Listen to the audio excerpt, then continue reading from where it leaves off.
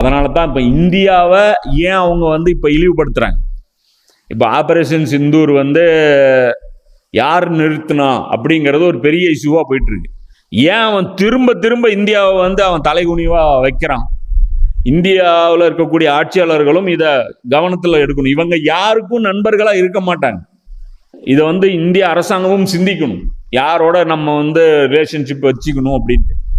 ஏன்னா இவங்க நம்மளை விரும்பவே மாட்டாங்க. நம்ம பெருசாகிறது, பிரிக்ஸில் போய் சேர்றது, நமக்கு ஓனாக ஒரு எக்கனாமி உருவாகிறது, நாம் சொந்த காலில் நிற்கிறது, அமெரிக்காவை விட்டுட்டு நம்ம டெக்னாலஜியை வந்து ரஷ்யாட்டிருந்தும் சைனாட்டிருந்தும் வாங்குறது அமெரிக்காவுக்கு பிடிக்காது.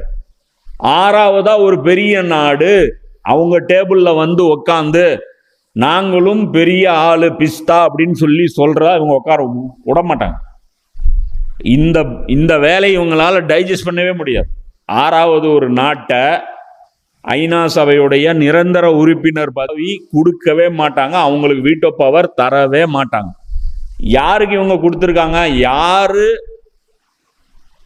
யாரை வந்து இவங்களால அடிமைப்படுத்தி வைக்கவே முடியாதோ, ரஷ்யாவை, சைனாவை, பிரான்ஸை, பிரிட்டனை, அதுக்கு மட்டும்தான் இவங்க வந்து அந்த பவரை வந்து கொடுத்து உட்கார வச்சிருக்கிறாங்க.